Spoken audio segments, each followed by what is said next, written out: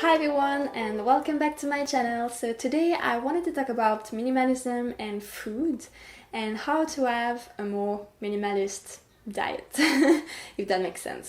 As I told you in many of my previous videos, I want to have a more minimalist life, and what I mean is that I want to simplify my life and I want to enjoy every aspect of it. So those days we always want to do so much stuff, we overconsume, we want to be everywhere at the same times, and in our diets we tend to put a lot of stuff in our body without even knowing. Our relationship with food is now very complicated and sometimes it can be very bad. So today I just wanted to share with you 3 tips to simplify your relationship with food and your diet.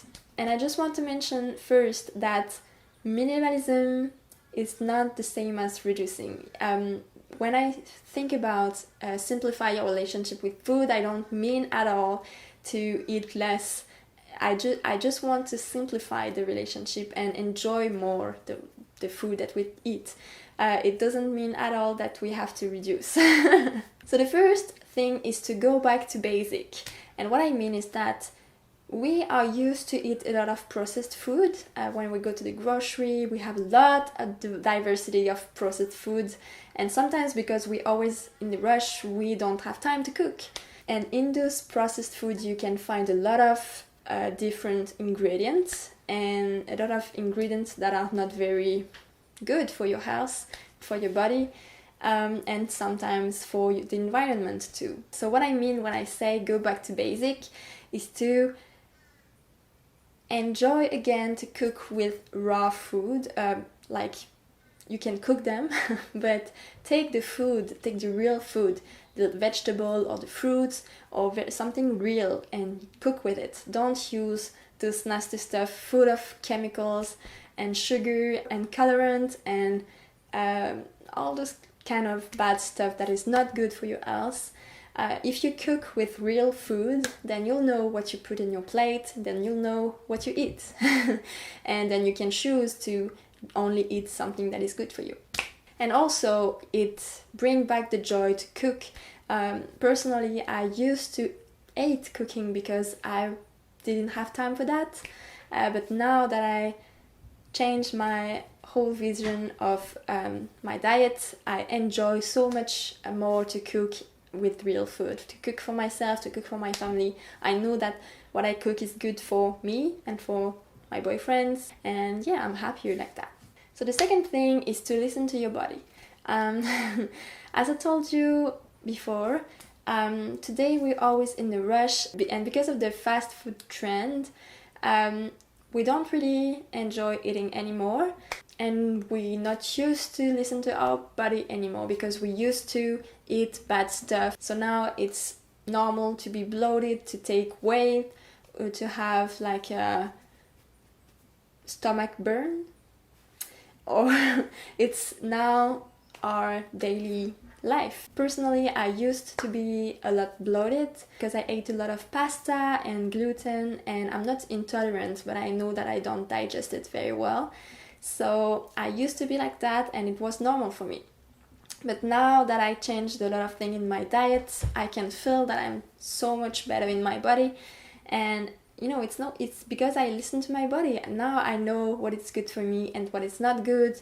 So even though sometimes I like to eat pancakes or gluten or pasta, well, I don't do it very often because I know that when I eat that after, I won't be so good in my body, so it's not worth it. I'm not saying that you can't treat yourself once in a while. I'm just saying that if you know that you're not good after that, then maybe you should just reduce the amount of things that you don't like. And also, when you want to have a more minimalist life, you really want to enjoy every moment, every second of your life. And if you spend a lot of time bloated or sick, then you're not enjoying it. So if you listen to your body, then you'll feel better and you'll enjoy every second of your life. And the final thing is to give every ingredient a purpose. Even when we cook, we used to follow a recipe, and sometimes there's ingredients that doesn't have a purpose, they're just here because we used to cook with them. For example, you can add sugar, a lot of sugar in a cake, but sometimes you can reduce the amount of sugar and put fruits in it, or put something that will have value for your body.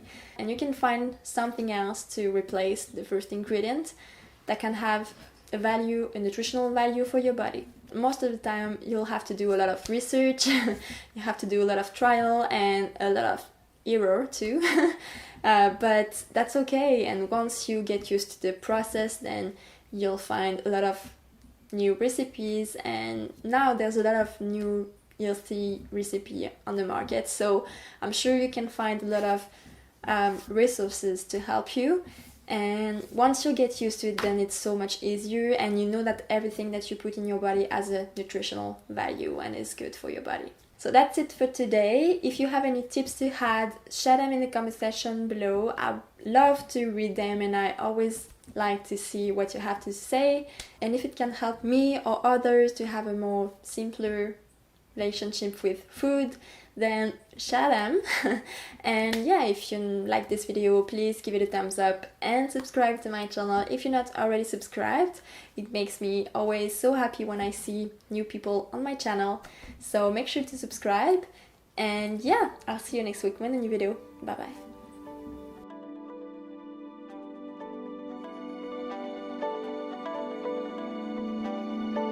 Hi everyone, and welcome back to my channel. So today I wanted to talk about minimalism and skincare routine, and how to have a minimalist skincare routine. And this video will be split up into two parts. The first part will be the theory and the second part will be